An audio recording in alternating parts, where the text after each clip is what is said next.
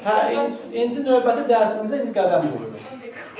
10 dəqiqə. Qədəmləriniz mübarək olsun.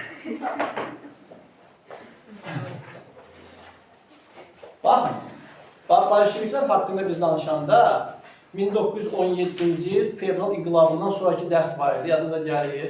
Orada bolşeviklər haqqında danışan deyirdik ki, onlar vahid və bölünməz Rusiya təbliğatını aparırdılar.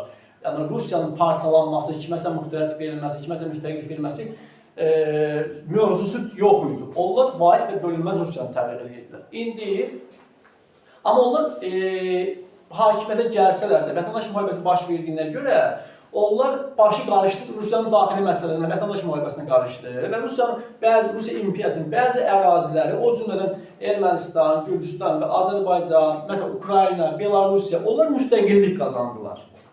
Bu da nə ilə bağlı? Bu da bolşeviklərin, belə deyək də, başı qarışmışdı daxili məsələ, yəni vətəndaş müharibəsinə qarışmışdı, onu müdaxilə edə bilmirdilər.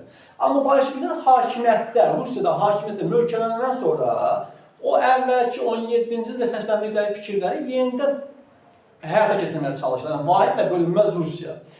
Yəni, bizdən, Rusiya imperiyasından qopmuş əraziləri yenidən özünə qaytarmaq istəyir. Bax, yenidən özünə qaytarmaq üçün Azərbaycanda addım attı.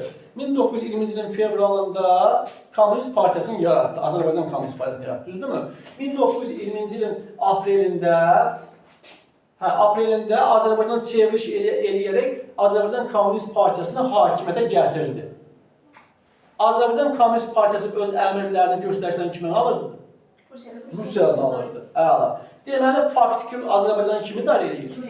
Rusiya idarə edir, düzdürmü? Demək ki, Rusiya Azərbaycan məsələsində bir vəzifəni yerinə yetirə bilir. Yəni, Azərbaycanın tərzdən Rusiya bitişdirmək üçün addım atıbdır.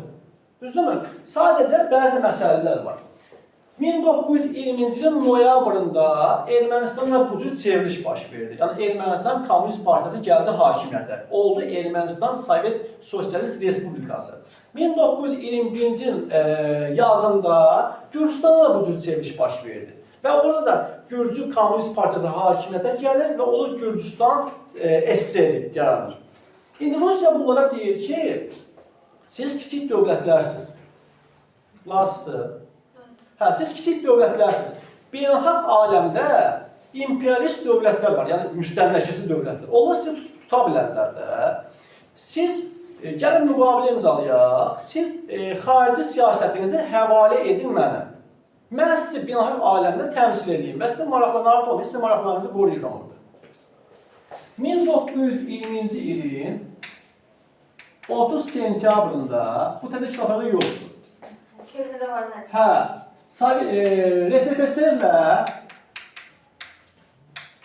Azərbaycan SSR arasında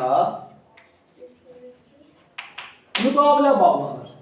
Hərbi iqtisadi müqavilə. Bu müqavilə ilə Rusiya Azərbaycan iqtisadiyyatını öz əlinə keçirir. Yəni ki, Rusiyanın icazəsi olmadan Azərbaycan heç bir xarici dövlətlə Azərbaycan SSR, heç bir xarici dövlətlə iqtisadi müqavilə bağlaya bilməz, neft sata bilməz. Kim eləyə bilər bu Azərbaycanın əvəzinə? Rusiya eləyə bilər. Sonra deyək ki, iqtisadi və hərbi. Azərbaycan ordusuna kim nəzarət edir indi? Rusiya nəzarət edir və onu öz ordusu nümunəsində yaradır. 11-ci Qızıl Ordu var, yadınızdadır da bu. Onun nümunəsində burada bir ordu yaradır və hamısı kimə tabidir? Rusiya. Bir növ belə deyək də, biz öz pulumuzu, cebimizdə olan pulu və öz qollarımızda olan gücü vermişik başqasına. Öz iradəmizi vermişik də o adama. O adam biz əvəzdə bütün qərarları qəbul edir. Kimsə döymək lazımdır, döyəcək. Kimsə nəsə almaq lazımdırsa, yəni ki, sən uşaqsan, sən ala bilmərsən, sən alladarlar. Pulunu verməm, mən alacağım. Yəni, iqtisadiyyatımız Rusun əlində, hərbimiz Rusun əlində. Bu, deməli, müstəqilliyimizin ləğv edilməsində ilk addım idi. İlk addım. Yəni, Rusiya bizi faktiki özünə birləşdirmək istəyir. Hüquqi cəhətdən, faktiki birləşdirməsində, həm də hüquqi cəhətdən birləşdirmək istəyir. Sonra Rusiya bizə səslənir ki, tək bizə yox, bizdə Qafqazda olan 3 respublika var, Ermənistan SSR, Gürcüstan SSR, Azərbaycan SSR. Bizə səslənir ki, üçümüzdə də hakimiyyətdə Sovetlərdir, yəni kommunistlərdir. Üçümüzdə eyni ideologiya, eyni fikrə qulluq edirsiniz. Niyə siz ayrı-ayrılıqdasınız? Birləşin də. Birləşin bir respublika yaradın orada. Və burada da ilk addım nə olur? 1900 deməli 20-ci, 21-ci ilin payızında Azərbaycan SSR-i,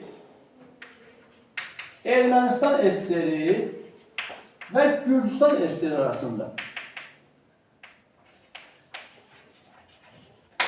ittifaq müqaviləsi bağlanır. Bu köhnə kitab var, köhnə kitabı sənəmiz yox. İttifaq müqaviləsi bağlanır. Bununla da Azərbaycan SSR-i, Ermənistan SSR-i və Gürcüstan SSR-i arasında sərhədlər ləğv olunur, gömrük məntəqələri ləğv olunur. Və köhnə kitablarda belə deyildi, hətta poçt, rabitə, teleqraf xətləri birləşdirilir.